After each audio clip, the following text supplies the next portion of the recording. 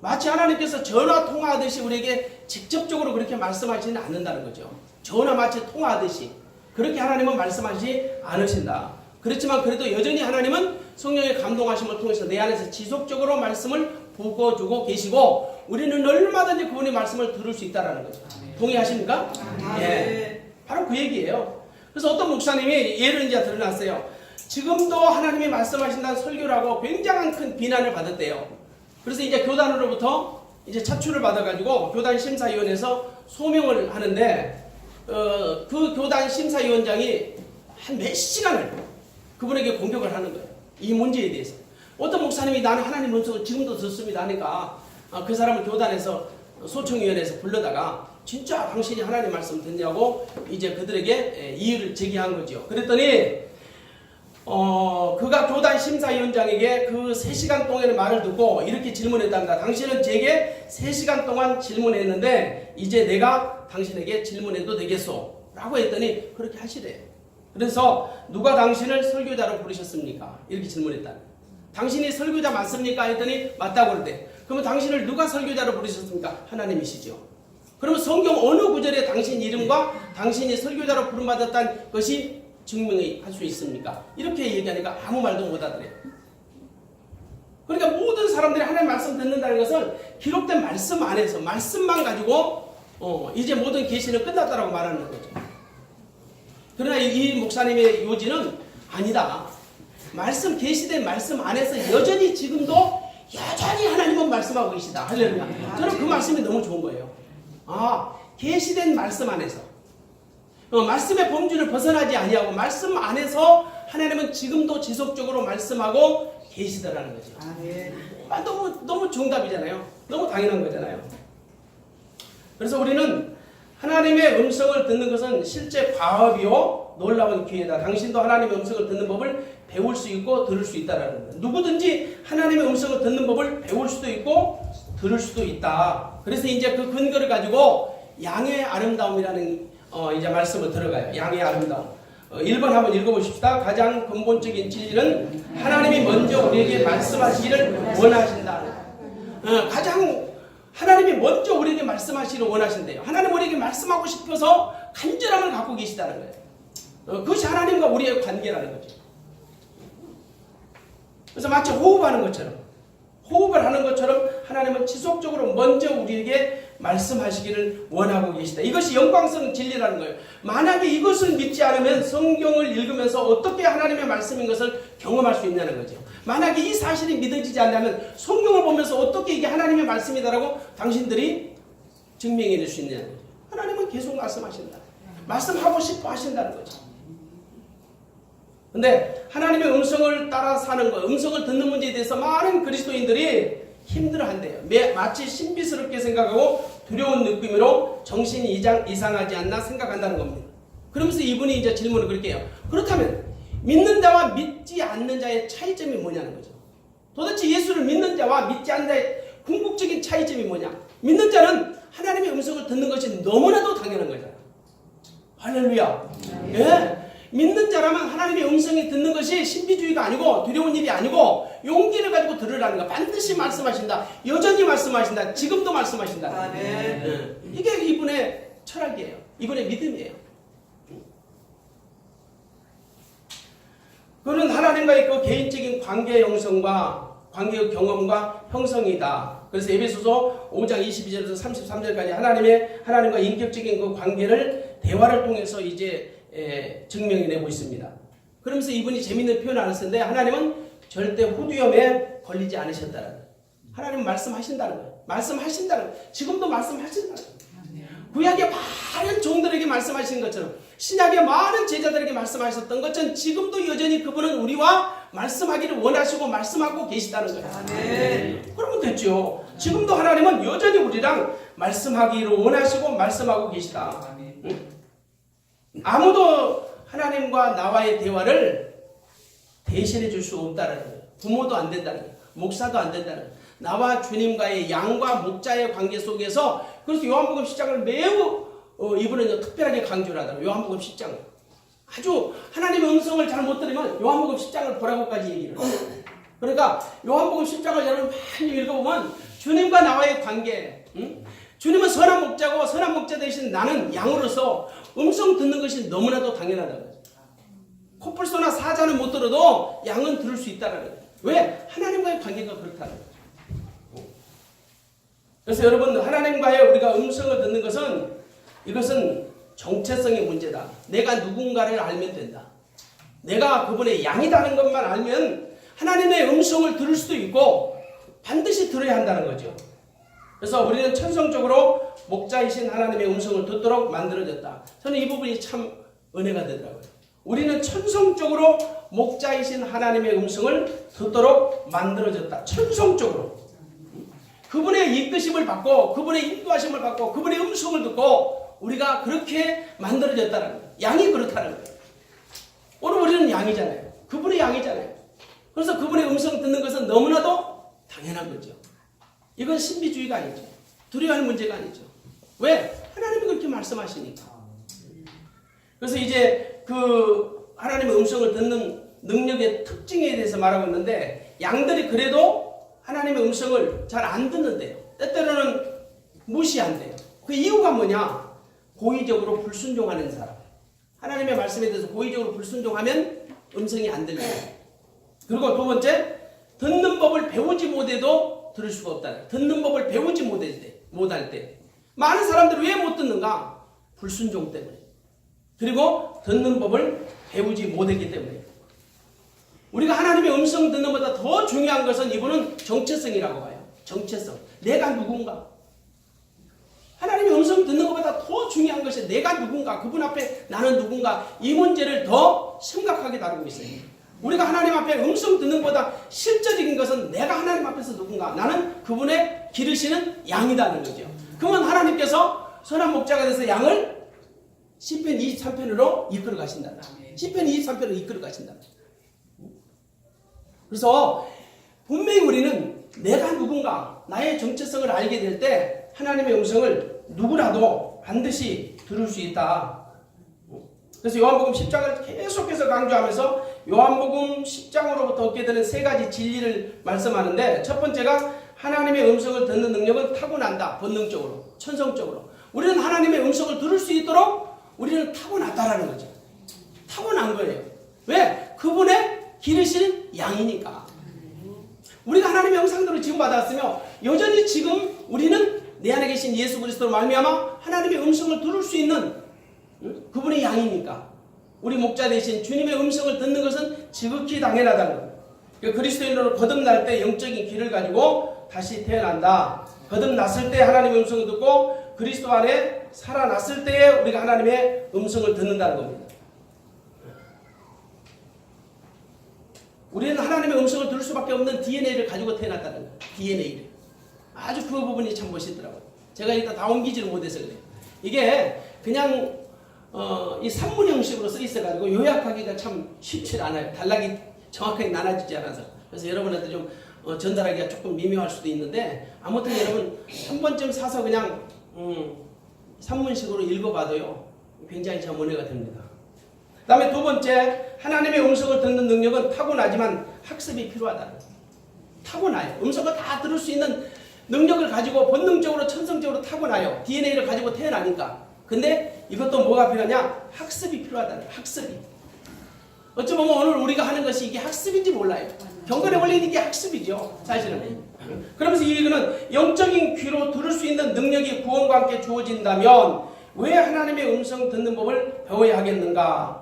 마치 우리가 기도하는 법을 알지만 기도를 배울 필요가 있는 것을 기억해보라. 예수님의 제자들이 기도하는 법을 가르쳐달라는 것을 아는가? 그래서 예수님이 주기도문을 알려주시지 않았는가? 예수님이 기도한 것을 제자들이 봤고 제자들도 여전히 예수님과 함께 기도했음에도 불구하고 예수님 앞에 우리가 어떻게 기도해야 좋겠습니까? 할 때 그 유명한 주님이 가르쳐주신 주기도문이 나오는 거죠. 그러니까 우리는 어린아이가 마치 단어 하나하나 가지고 조합해가지고 말을 만들어내고 문장을 만들어내듯이 우리가 이런 과정들이 반드시 필요하다는 거예요. 할렐루야. 그러니까 우리도 사실은 여기서 경건을 훈련할 때 뭐 단어 하나만 생각나도 그걸 가지고 주의 음성으로 우리가 인정했잖아요. 우리에게 스쳐 지나가는 우리 이문수 목사님 자주 샛별처럼 스쳐 지나가는 단어 하나가 하나님이 내게 주신 감동이거든. 그것이 하나님의 음성일 수 있잖아요. 그것이 이제 구체적으로 조금 더 깊숙이 들어가면 단어가 조합을 해가지고 마치 영어 배울 때 단어 몇 개씩 조합해가지고 문장, 서투른 문장 만들고 그래서 더 깊은 세계로 들어가듯이 마치 그런 원리가 아닐까. 그러니까 이게 우리가 타고나지만 학습이 필요하다. 경건의 훈련이 필요하다. 우리의 맥락과 좀 많이 유사한 점이 있어서 제가 보면서도 좀 동질감을 느꼈습니다. 어린아이가 말하는 입을 가지고 태어나지만 배워야 하는 것처럼 뭐 엄마, 밥, 내 것이라는 단어를 조합하듯이 하나님의 음성을 듣는 법을 배우는 것이 필요하다. 그 다음에 세 번째는 하나님의 음성을 듣는 능력은 성장할 수 있다. 어린아이가 영어의 선택이 계속해서 문장이 더 깊숙이 들어가듯이 얼마든지 우리도 학습을 통해서 더 성장해 갈 수 있다는 거죠. 동의하시죠? 우리가 그렇게 성숙한 양이 되려면 하나님의 음성을 듣는 능력으로 성숙한 양이 되려면 순간 계시를 믿는 사람들은 오늘은 어떤 색의 넥타이를 매일까? 오늘은 어떤 색의 셔츠를 입을까? 이런 사람들이 많다는 거예요. 하나님 오늘은 어떤 넥타이를 매일까요? 어떤 셔츠를 입을까요? 뭐 이럴 수도 있다라는 거예요. 이분이 하는 얘기는. 근데 자기 주변에 그런 분들이 있다라는 거죠. 그래서 이분은 뭐냐면 여기서 가장 큰 문제점은 뭐냐면 그저 스쳐 지나가는 자기 생각을 하나님이 주시는 말씀으로 착각할 수 있다라는 거예요. 그러면서 무슨 신뢰를 드냐면요. 지금 하나님께서 제게 음식에 소금을 넣지 말라고 말씀하셨습니다. 하나님이 지금 내게 말씀하신 음식에 소금을 치지 말아요. 이거 하나님의 음성을 주셨다라는 거예요. 근데 이 목사님은 그에게, 자기 교인에게 당신이 지난달에 사보았던 리더스 다이제스트 책, 그 책의 내용을 당신이 지금 혹시 마음속에 담고 있기 때문에 그와 같은 상상이 일어나지 않았는지 한번 점검해보라. 충분히 있을 수 있는 얘기죠. 우리는 우리 안에 가지고 있는 생각들을 마치 하나님의 생각인 것처럼 하나님의 말씀인 것처럼 오해할 수 있다는 거죠. 이번에 이거죠. 그거 상당히 위험하고 조심스럽다는 거예요. 근데 이제 좀 구체적인 사람들은 뭐 넥타이를 어떤 거 입을까, 양복을 어떻게 입을까, 이렇게 세세한 부분까지 다 물어보는 사람도 있대요. 그런데 이것을 부정하고 싶지는 않대요. 다만 조심하라는 거예요. 상당히 조심하라는 거예요. 매우 구체적이고 실제적으로 얘기를 하더라고요. 과연 하나님이 우리를 아기처럼 대하고 싶어 할까라는 질문을 해보라는 거예요. 쉬지 말고 기도하라는 데살로니가전서 5장 17절에는 그 목사님은 동의하지만 항상 당신을 하나님은 어린아이처럼 만지지는 않는다는 거죠. 어린아이처럼. 그래서 이분이 하는 얘기는 성숙한 자녀는 독립된 결정을 내릴 줄도 알아야 한다. 하나님과 깊은 관계가 계속 지속되고 있다면 나의 하는 어떤 행동이 다 하나님의 뜻 안에서 이루어지고 있다라고 동의해도 괜찮다라고 이분은 결론 내리는 거예요. 하면서 오늘 짜장면 먹을까요? 칼국수 먹을까요? 그러니까 시시콜콜한 거. 물론 묻는 것은 당연하지만 그런 게 아닐지라도 내가 주님 마음대에서 주님과 나의 인격적인 교제가 지속적으로 되고 있다면 나의 하는 어떤 행동이든지 다 하나님이 동의하시는 그런 결정으로 그분은 설명을 하고 있더라고요. 저는 뭐 맞다고 생각합니다. 네, 맞다고 생각해요. 하나님 오늘 저 운동화 신고 갈까요? 아니면 구두 신고 갈까요? 그렇게 안 할지라도 내가 날마다 주님 안에서 지속적으로 관계가 맺어지고 있다면 내가 하는 행위가 하나님이 기뻐하시는 행위라는 거 반짝까지 어린아이같이 이렇게 하지 말라는 거예요. 이분의 의도는 맨날 어린아이처럼 뭐 입을까요? 뭐 넥타이 멜까요? 그렇게 하지 말자는 거죠. 그것도 위험한 함정이 될 수 있다는 거예요. 근데 들어보니까 얘기가 있더라고요. 자, 그러면서 하나님의 음성을 듣는 확실한 방법이나 비결은 없다. 우리 한번 그 부분 한번 같이 읽어봅시다. 하나님의 음성을 듣는 확실한 방법이나 비결은 없다. 그분과 실제적인 관계를 맺는 것이 중요하다는 거예요. 근데 때로 사람들은요, 성경을 무작위로 펼친다는 거죠. 그래서 한 구절을 짚어가면서 하나님이 이게 직접 말씀하셨다고 주장한대요. 어떤 사람은 생일요법을 쓴답니다. 생일요법. 그러니까 그래서 제가 신뢰를 재미있어서 한번 들어봤어요. 생일 방법으로 예를 들어서 이 목사님의 친구가 1935년 1월생이 있는데 창세기 19장 1935년 35절을 찾아서 읽으라고 하나님이 하셨대요. 그 읽어봤대요. 그 내용이 뭔 줄 아세요? 그들이 아버지에게 술을 마시게 하고 작은 딸이 일어나 아버지와 동침하니까 이런 매너리즘에 빠질 수 있다는 거죠. 그리고 당신들은 하나님의 음성이라고 그걸 가지고 무작위로 성경을 펼쳐가지고 딱 읽어서 이거 하나님 주신 말씀이다. 굉장히 위험한 함정에 빠질 수 있다는 거예요. 그래서 하나님의 모든 삶 속에서 중요한 결정을 내릴 때마다 하나님의 음성을 들어야 한다. 응답하시는 하나님의 음성을 들어야 한다. 자, 왜 우리가 하나님의 음성을 듣는가? 왜 들어야 하는가? 하나님의 음성을 들어야 하는 이유가 뭔가? 하나님은 초월자이시고 내재하시는 분이시기 때문이다. 즉 하나님은 우리의 왕이시고 동시에 우리 안에 함께 하시는 하나님이시기 때문에 예수님의 보혈로 인해서 하나님과 거리감이 없어졌기 때문에 내 안에 계신 예수님으로 말미암아 하나님과 대화하는 것은 지당하는 말이다는 거예요. 너무나도 당연하다는 거예요.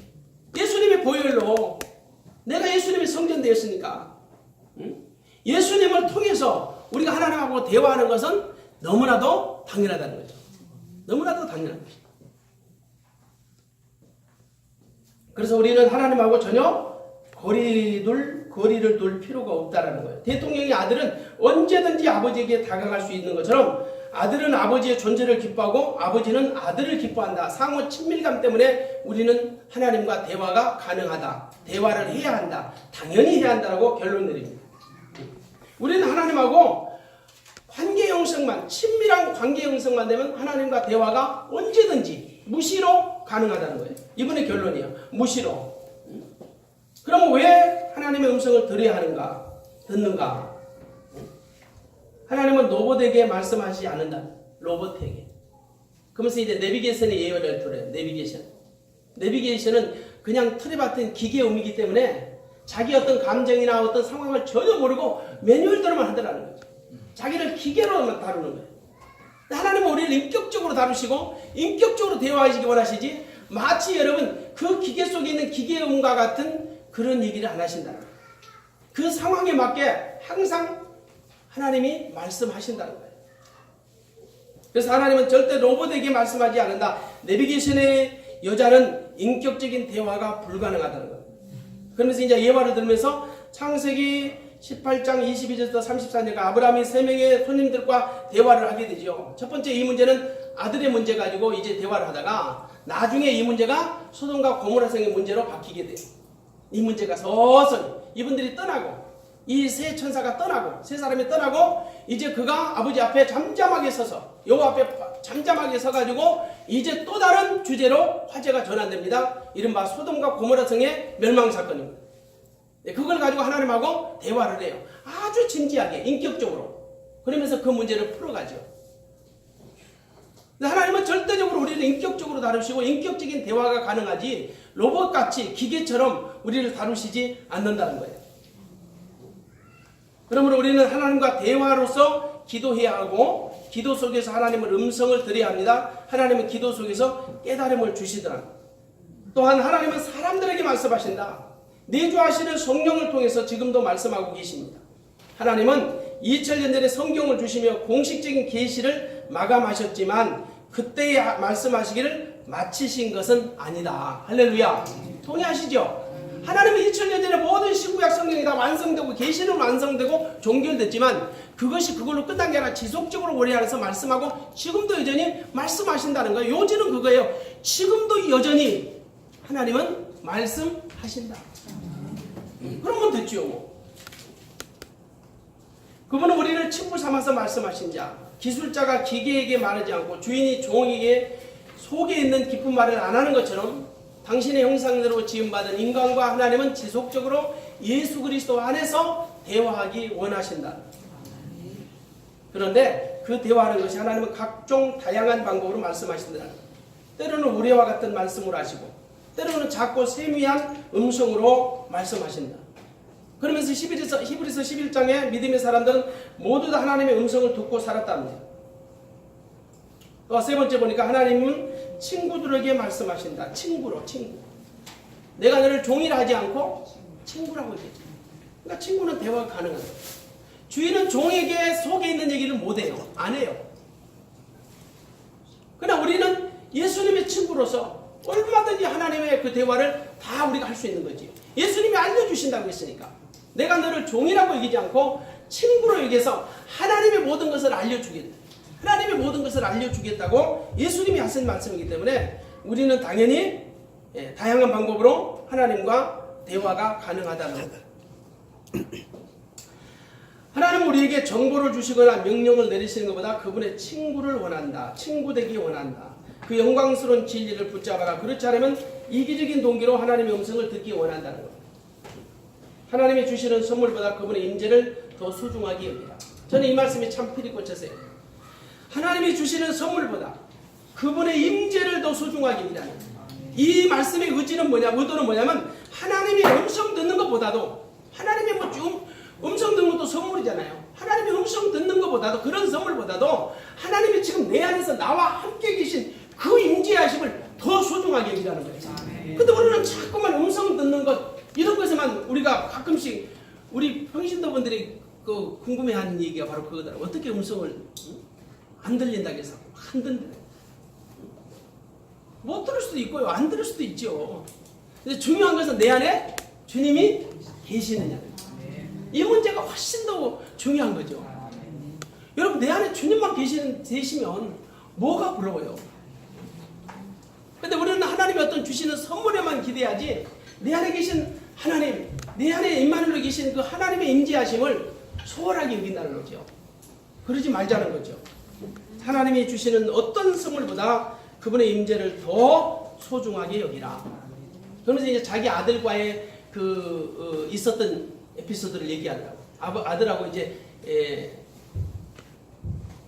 낚시를 갔어요. 아들이 이제 토요일날 떠나서 낚시를 했는데 우럭을 많이 잡았대요. 아들이 막 굉장히 기분 좋았어. 우럭을 많이 잡아가지고. 근데 아버지가 이제 주일 예배 끝나고 주일 밤에 이제 아들에게 있는 곳으로 그 저수지로 가가지고 합류를 해요. 근데 아버지랑 같이 낚시하는데 우럭이 한 번도 안 잡혀요. 고기가 안 잡혀요. 아버지가 되게 미안했어요. 근데 아들이 하는 얘기, 아빠, 나는 아빠하고 같이 있는 것이 행복해. 아빠, 나는 아빠랑 같이 있는 것이 고기 상관없어. 여러분 멋있잖아요.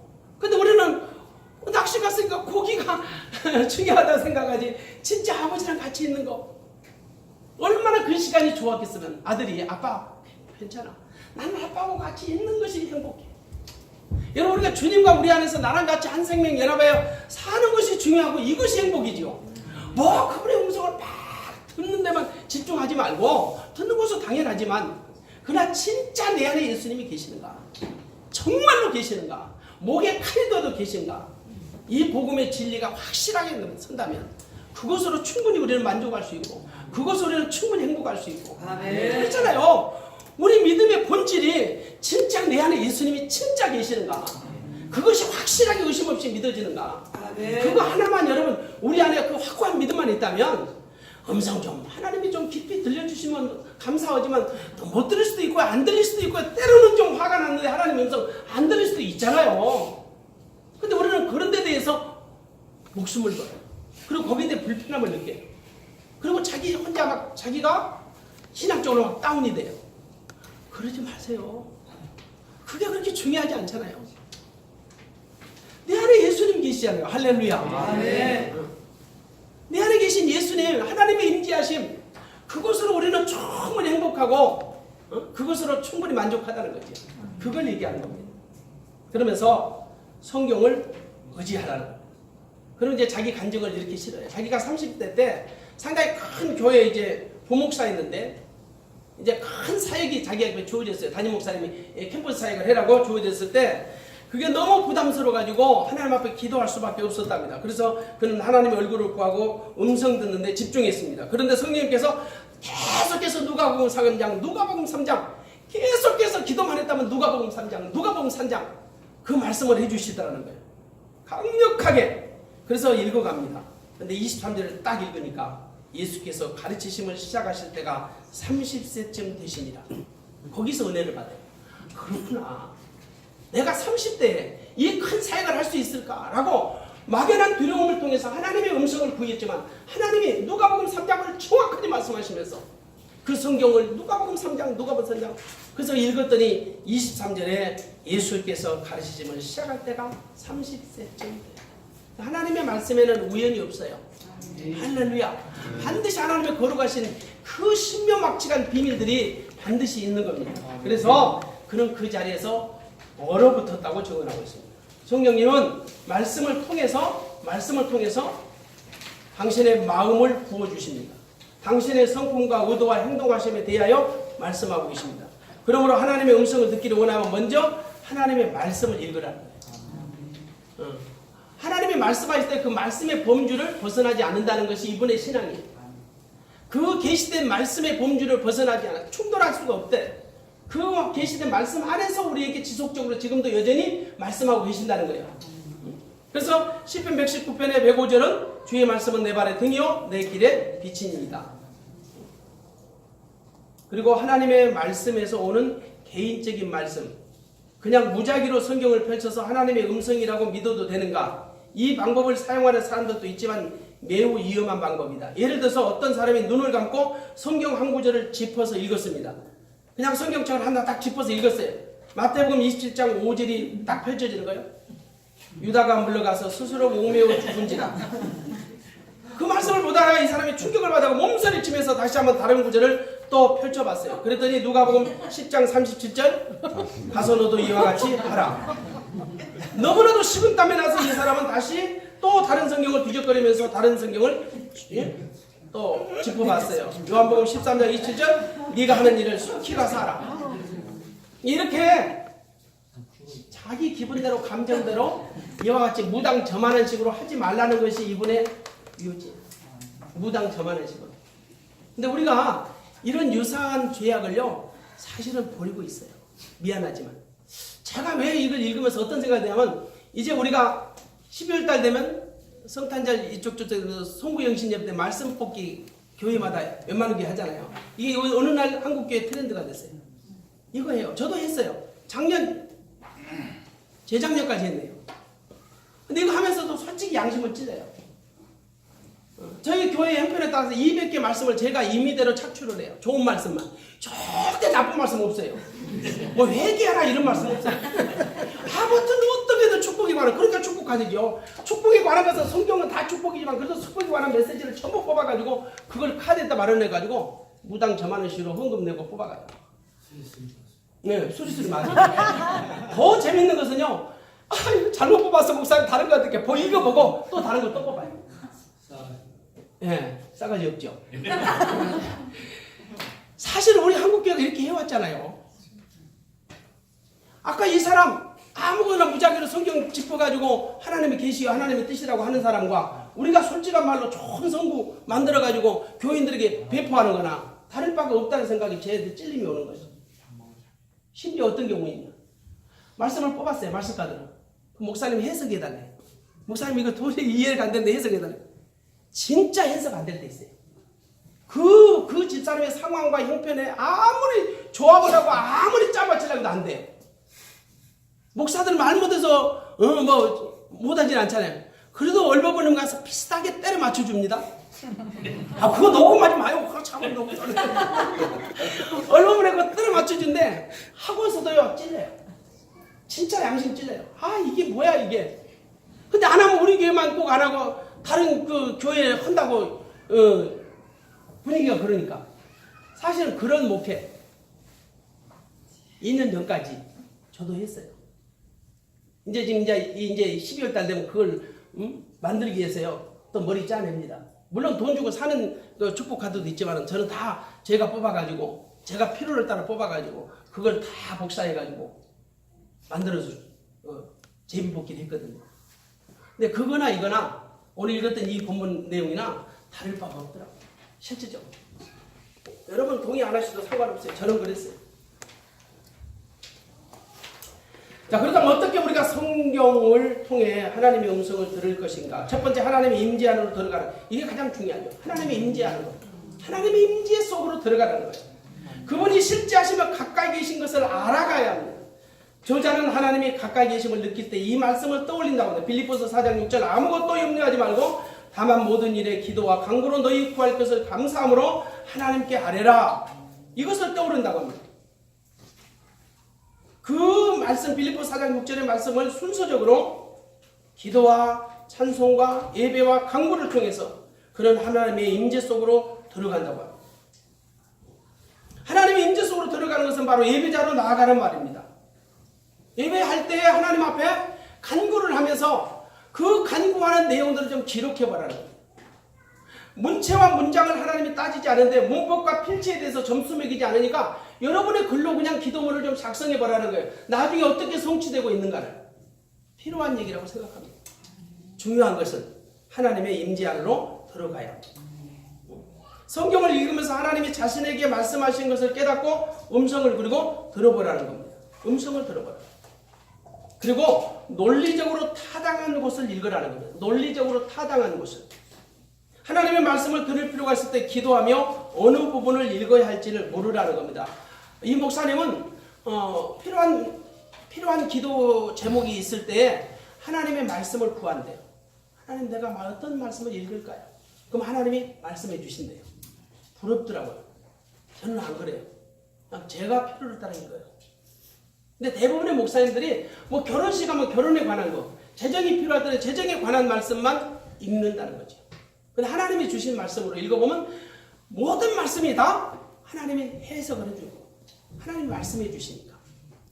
그래서 절대 성경을 하나님의 도우심으로 하나님 앞에 논리적으로 타당한 곳을 기도하면서 읽으라는 겁니다. 누구든지 하나님의 말씀을 듣기 원하면 다른 사람이 당신을 위해 그 일을 대신해 줄 거라는 기대와 의존심을 버리라. 그런 일은 이례적인 상황에서 일어날 수 있지만 일반적인 법칙이 아니다라고. 그래서 아까 홍사모님이 목사님 직접 기도 받으라고 한 거예요.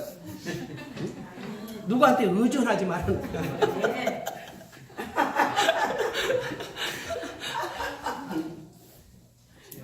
죄송합니다. 재밌게 하려고 했습니다. 그래서 항상 논리적으로 타당한 것을 하나님 앞에 구하면서 읽으시라는 거죠. 그러면서 이는 그렇게 말씀합니다. 성경 어떤 부분을 하나님 읽을까요?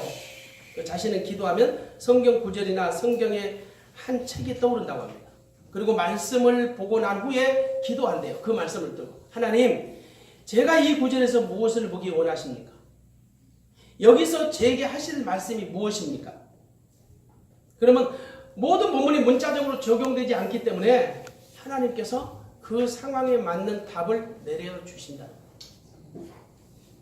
경험해 보신 분들은 아마 알 수 있을 것입니다. 그 다음에 하나님 음성을 들기 위해서는 예배를 통해서 들어요. 예배를. 근데 우리는 예배하면 일정한 시간에 특정한 장소에서 특정한 목적을 가지고 드리는 것만 예배라고 하잖아요. 특정한 시간에 특정한 장소에서 특별한 사람들이 특별한 목적을 가지고 특별한 의식으로 드려진 것만 예배라고 보잖아요. 근데 이분은 아니에요. 예배가 아니에요. 그냥 있는 곳이 예배예요. 그래서 아침에 산책을 하면서도 이렇게 예배를 드린답니다. 기도하고 찬송하고